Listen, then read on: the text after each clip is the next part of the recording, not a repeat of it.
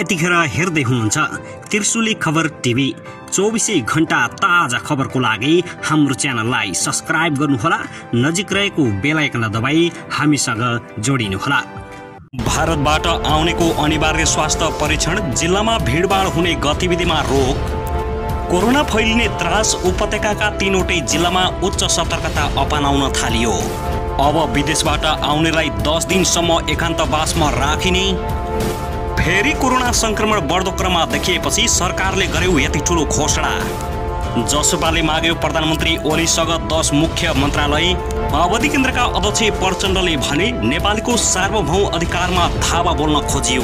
स्पष्टीकरण दिने नेपाल पक्षको तयारी, राजनीतिक रूपमा खुला जवाफ, ओलीलाई पनि प्रश्न गरिने। र प्रधानमन्त्री ओलीको प्रश्न, स्थानीय निकायमा 70% बजेट ओड्ने हो कि ओछ्याउने हो र? अब हेर्नुहोस् पुरा समाचार।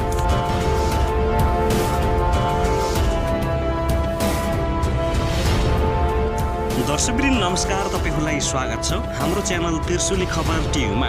यदि हाम्रो च्यानललाई अहिलेसम्म सब्स्क्राइब गर्नु भएको छैन भने सब्स्क्राइब गरी नजिक रहेको बेल आइकन दबाई हामीसँग जोडिनुहोला। दर्शकवृन्द आज पनि हामी तपाईहरु माझ देशभरका विशेष खबरका साथ उपस्थित भइसकेका छौं। यो भिडियोलाई अन्तिमसम्म हेरी हामीलाई साथ दिनुहोला। दर्शकवृन्द हाम्रो मेहनतको लागि एउटा सानो लाइक गर्न पनि नभुल्नुहोला। नेकपा माओवादी केन्द्रको अध्यक्ष पुष्पकमल दाहाल प्रचण्डले कम्युनिस्ट पार्टीलाई एकताबद्ध हुनबाट रोक्नका लागि ठूलो षड्यन्त्र भएको बताएका छन्।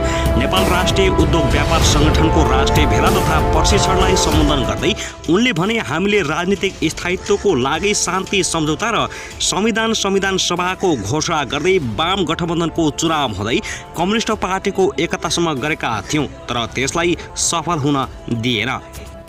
अध्यक्ष प्रचण्डले एमाले अध्यक्ष केपी शर्मा ओलीलाई लक्षित गरी 12 शक्तिको दलाल भएको आरोप लगाएका छन्। उनले भने हामीले कम्युनिस्ट एकता चाहेका थियौं, तर दक्षिणपन्थी शक्तिले पार्टीको अर्को अध्यक्षलाई नै दलालको रूपमा प्रयोग गरिएको रहेछ।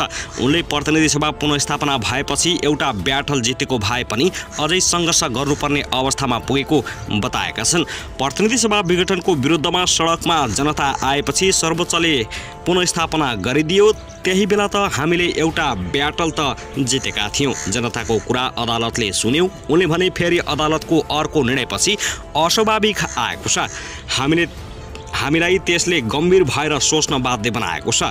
राजनीतिक स्थायित्वको बाटोमा मुलुकलाई कसरी लैजाने भन्ने विषयमा अहिले सबैले सोच्नुपर्ने बेला आएको प्रचण्डले बताएका छन्। दर्शकवृन्द त्यसैगरी नेकपा एमालेको उपाध्यक्ष भीम रावलले प्रधानमन्त्री तथा एमाले अध्यक्ष केपी शर्मा ओलीले आफ्नो सत्ता र कुर्सी जोगाउनका लागि नेपालको अस्मिता विपरीत साँठगाँठ गरेको आरोप लगाएका छन्। उनले ट्विटर मार्फत नेपालको अस्मितासँग गरिएको नागरिकता लगायतका दीर्घकालीन हितसँग सम्बन्धित विषयमा प्रतिकूल असर पर्ने गरी विभिन्न शक्तिहरूसँग साँठगाँठ गर्नमा ओली तल्लित रहेको आरोप समेत लगाएका छन्। उनले सबै देशभक्त नेपालीहरू ओलीको कदम विरुद्ध सचेत हुनुपर्ने पनि बताएका छन्। उनले लेखेका छन्, परम केपी शर्मा ओली सत्ता र कुर्सी जोगाउन नेपालको अस्मितासँग गाँसिएको नागरिकता लगायतका नेपालको दीर्घकालीन हितसँग सम्बन्धित विषयमा प्रतिकूल असर पर्ने गरी विभिन्न शक्तिहरूसँग साँठगाँठ गर्न तल्लित हुनुहुन्छ। देशभक्त नेपालीहरू सहज हुनुहोला। त्यसैगरी यता भने गठबन्धनको सरकार निर्माणमा निर्णायक बनेको जनता समाजवादी पार्टी जसपा भित्रको विवाद उत्कर्षमा पुगेको छ। एमालेसँग वा कांग्रेस माओवादी जसपाको गठबन्धनको सरकार बनाउने भन्ने विषयमा जसपा भित्रको विवाद उत्कर्षमा पुगेको हो। प्रधानमन्त्री केपी शर्मा ओली नेतृत्वको सरकारलाई समर्थन गर्ने या ओली सरकार ढालेर नयाँ सरकार बनाउने भन्ने विषयको विवादले जसपा विभाजनको बाटोमा पुगिसकेको छ। जसपा संघीय परिषद अध्यक्ष डा बाबुराम भट्टराई र अध्यक्ष उपेन्द्र यादव ओली सरकार ढालेर नयाँ सरकार बनाउनु पर्ने पक्षमा उभिएका छन्।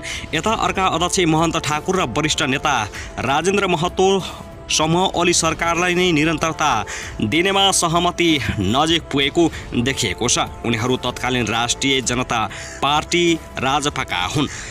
जसपाको दुवै समूह सत्ता सहकार्यका लागि आफ्नो माग पूरा गर्नुपर्ने बताइरहेको छ। उनीहरूले रेशम चौधरीको रिहा, मधेस र थरुहट आन्दोलनको मुद्दा फिर्ता हुनुपर्ने, संविधान संशोधन हुनुपर्ने विषय उठाइरहेका छन्। आफ्नो माग पूरा नभएसम्म कुनै समूहलाई सहयोग नगर्ने जसपाको अडान छ।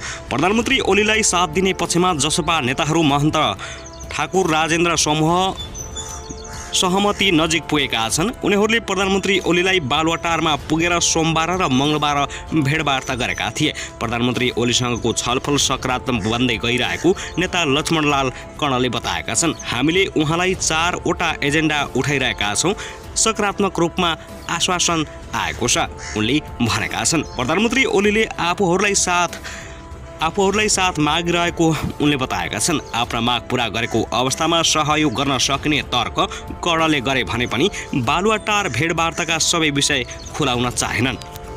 दर्शकबिन अब लागौँ अर्को खबरतर्फ। भारतमा कोरोना संक्रमणको दोस्रो लहर तीव्र रूपमा फैलिएपछि नेपालका सीमावर्ती र अन्य जिल्लामा संक्रमण रोकथामको तयारी थालिएको छ। जनशक्ति अभाव र ठोस योजना नहुँदा तयारी सुस्त छ भने कतिपय जिल्लामा काम नै अघि बढ्न सकिरहेको छैन। बारा र पर्सामा सोमबार 10 जनामा कोरोना संक्रमण पुष्टि भएको थियो। तीमध्ये 1 जना भारतको मुम्बईबाट फर्किएका छन्। प्रदेश 2 मा केही महिनादेखि शून्यमा झरेको संक्रमितको संख्या दिनदिनै थपिन थाले पनि मुख्य नाका वीरगञ्जमा कडाई नहुँदा संक्रमण फैलिने जोखिम बढिरहेको छ। यो नाका भएर भारतबाट दैनिक 8 देखि 10 हजारसम्म सर्वसाधारणहरू निर्वाध नेपाल प्रवेश गरिरहेका छन्। तर जनशक्ति अभाव र प्रहरीको असहयोगका कारण काम गर्न अप्ठ्यारो भएको हेल्प डेस्कका कर्मचारीले बताएका छन्।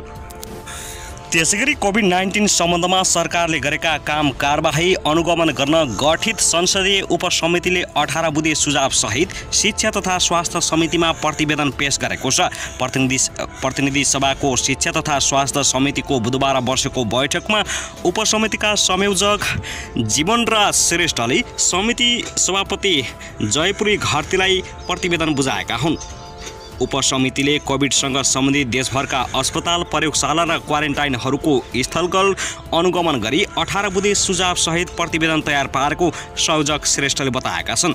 उपसमितिले कोभिड जस्ता संक्रामक महामारी भविष्यमा पनि आउन सक्ने सम्भावनालाई ध्यानमा राखी उपचार र नियन्त्रणका लागि सबै प्रदेश र केन्द्रमा आवश्यक सुविधा सहितको संरचना तयार गर्नुपर्ने सुझाव दिएको छ। यस्तै देशभरका प्रत्येक अस्पतालमा संक्रामक रोग सम्बन्धी निश्चित शय्याको युनिट व्यवस्था गर्नुपर्ने, अस्पतालहरूमा अक्सिजन प्लान्ट राख्नुपर्ने, चिकित्सकको अभाव हुन नदिन चिकित्सक बढुवा प्रणालीलाई नीति परिवर्तन र सुधार गर्नुपर्ने, अस्पतालहरूमा दरबन्दी अनुसार जनशक्ति व्यवस्थापन गर्नुपर्ने, खुला बोर्डर भएका ठाउँमा स्थायी स्वास्थ्य परीक्षण केन्द्रको व्यवस्था गर्नुपर्ने सुझाव उपसमितिको रहेको छ।